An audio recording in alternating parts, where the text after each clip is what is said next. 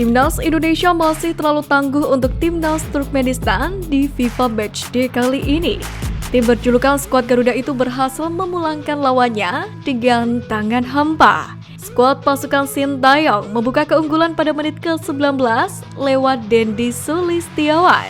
Penyerang asal Bayangkara FC itu mencetak gol kelas dunia. Memanfaatkan bola liar hasil dari sapuan pemain Turkmenistan, Dendi melepaskan tendangan dari luar kotak penalti yang menukik tajam ke gawang lawan. Tak puas, skuad Garuda menggandakan keunggulan pada menit ke-90+1. Gocekan Egy Maulana Fikri membawa Timnas Indonesia menjauh menjadi 2-0. Menerima umpan dari Stefano Lillipali, winger berusia 23 tahun itu melepaskan bola ke pojok kiri gawang Turkmenistan. Hingga wasit Muhammad Usaid bin Jamal asal Malaysia meniup peluit berbunyi panjang. Skor tidak berubah, Timnas Indonesia memenangkan Turkmenistan dengan skor 2-0. Timnas Indonesia baru saja menjamu Turkmenistan di Stadion Gelora Bung Tomo, Surabaya. Tampil di hadapan pendukungnya sendiri, skuad asuhan Sintayong langsung berupaya mengendalikan permainan. Hingga pada akhirnya pasukan Sintayong meraih kemenangan meyakinkan di laga kali ini. Dengan demikian, Timnas Indonesia memiliki raihan 1052,87 poin. Secara keseluruhan ada 3 tim yang dilewati oleh Timnas Indonesia.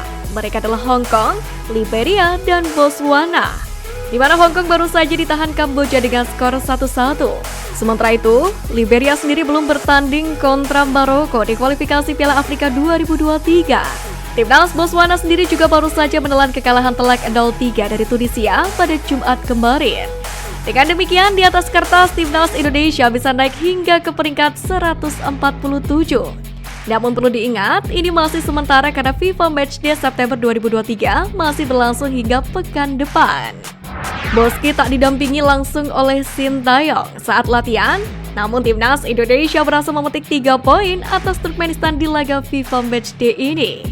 Dengan ini, Timnas Indonesia memperpanjang rekor tak terkalahkan dari tim Asia Tengah ini. Di mana seperti yang diprediksi sebelumnya, nama Sandy Walsh resmi melakoni debut melawan Turkmenistan. Timnas Indonesia sendiri bermain dengan pola 5 back, 3 back tengah sendiri dipercayakan kepada Alvanda Dewangga, Jordi Amat, dan Sandy Walsh. Kemudian pada pertandingan ini juga menjadi comebacknya si anak hilang Adam Alis. Ia dipercaya menempati lini tengah bersama Ricky Kambuaya dan juga Mark Locke. Donny Pamungkas menjadi satu dari 3 pemain Timnas Indonesia U23 yang dipanggil ke Timnas Senior mendapatkan promosi ke skuad Garuda. Rupanya, sesi latihan yang diterima oleh Donny tidak berbeda dengan pemain senior yang lain. Salah satunya terkait sesi latihan taktik jelang pertandingan. Pemain asal klub Persija Jakarta ini menilai agenda mereka di TC cukup padat. Semua pemain menjalankan sesi latihan dari pagi dan sesi latihan di gym pada siang hari. Kemudian saat malam hari semua pemain mendapatkan sesi latihan di lapangan. Meski termasuk pemain muda, Donny mengaku bahwa dia mendapatkan sambutan yang baik. Ex-pelatih Ipswich Town Paul Lambert hadir dalam coaching klinik yang digelar oleh PSSI bersama legenda Borussia Dortmund, yakni di Stadion Madia Senayan pada Jumat 8 September kemarin. Sebagai pelatih pertama yang memberi kesempatan Bagot main di tim senior Ipswich Town, dalam kesempatan ini ia menceritakan bagaimana kerja keras bek jagung tersebut demi mendapatkan menit bermain. Selain itu, mantan pemain Dortmund musim 1996-1997 itu juga memuji berapa kelebihan Elkan Bagot, seperti kecerdasan bermain dan kaki kiri yang bagus. Media China Taipei menyoroti skuad Timnas Indonesia U23 jelang duel kualifikasi Piala Asia U23 2024. Marcelino Ferdinand dan kawan-kawan, pemain abroad, membuat mereka ngeri karena kualitas pemain. Selain itu, dalam artikel tersebut juga ditulis bahwa Sintayong juga memanggil pemain lokal yang memiliki pengalaman di Timnas Senior. Maka dari itu, Timnas Indonesia U23 lebih diunggulkan jelang menghadapi China Taipei. Pertandingan ini sendiri bakal digelar pada Sabtu 9 September di Stadion Manahan Solo. Taiwan U23 dirasa harus benar-benar bersiap menghadapi Marcelino Ferdinand dan kolega, dan dilarang untuk berharap banyak pada laga ini. Alih-alih memberi doa dan dukungan untuk Timnas U23 Taiwan bisa memetik kemenangan. Pesan yang disampaikan media ini justru di luar dugaan. Media tersebut memberi saran yang bijak untuk timnas negaranya, yakni untuk mengambil banyak mungkin ilmu sepak bola dari laga melawan Timnas Indonesia. Pemain belakang Timnas U23 Indonesia Elkan Bagot mengaku kaget usai tiket laga perdana lawan Taiwan sudah habis terjual. Padahal Stadion Manahan sebagai venue kualifikasi Piala Asia U23 Grup K ini bisa menampung sekitar 20.000 supporter. Tentu kehadiran penonton diharapkan bisa menambah motivasi skuad besutan Sintayong tersebut. Elkan Bagot sendiri ingin membalas dukungan supporter timnas U23 Indonesia ini yang mana memadati Stadion Manahan.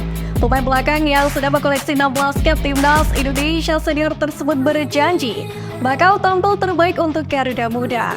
Selain itu, ia berharap bisa mendapatkan 3 poin di laga lawan Thailand. Kemenangan tersebut diharapkan dapat membuat bangga supporter yang memadati Stadion Manahan Solo. Pemain timnas U23 Indonesia Elkan Bagot mengungkapkan satu nama pemain Turkmenistan yang patut untuk diwaspadai. Pemain yang dimaksud oleh Elkan Bagot adalah Samuel Hidero. Elkan Bagot bahkan mewanti-wanti rekan-rekannya agar berhati-hati dengan pemain ini. Hal ini didasari dari penampilan apik sang pemain. Sebab dari 4 gol yang tercipta ke gawang Taiwan, 3 diantaranya dicetak oleh Samuel Hidero. Pemain bernama punggung 11 ini semakin berbahaya karena memakai cara yang berbeda-beda dalam membobol gawang lawan. Ajang Asian Games 2022 akan dilaksanakan pada 23 September hingga 8 Oktober 2023. Begitu Indra Syafri selaku pelatih timnas Indonesia U24 sedang mempersiapkan anak-anak asuhnya. Beberapa nama sudah terungkap, di mana tercatat terdapat 3 pemain asal klub Persib Bandung. Salah satunya adalah Rahmat Irianto.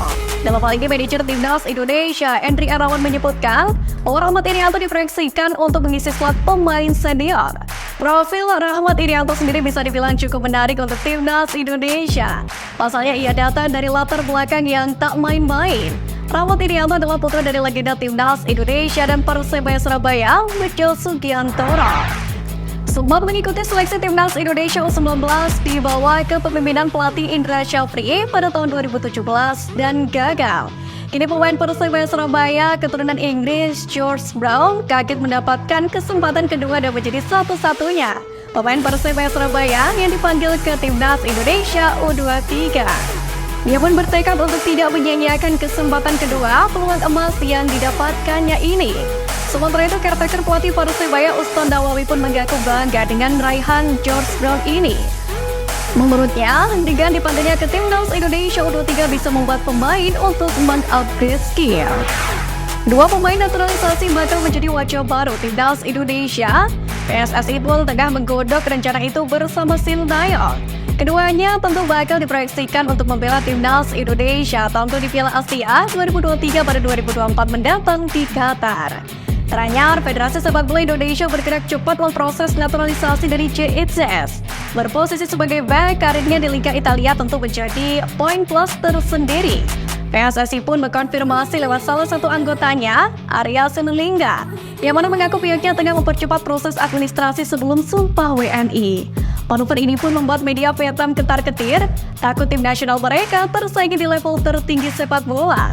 Timnas Vietnam sendiri bahkan dirasa perlu waspada dan mengamati lebih lanjut kekuatan dari timnas Indonesia dengan cermat jika sudah diperkuat oleh 2 pemain naturalisasi tambahan.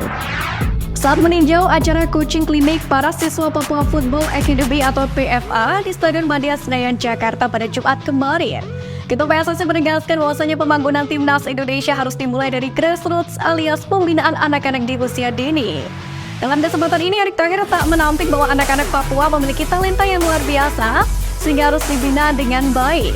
Pria yang juga menjabat sebagai Menteri BUMN itu pun mengucapkan terima kasih kepada pihak Liga Jerman maupun Borussia Dortmund yang telah bekerja sama dengan PSSI untuk membangun sepak bola tanah air.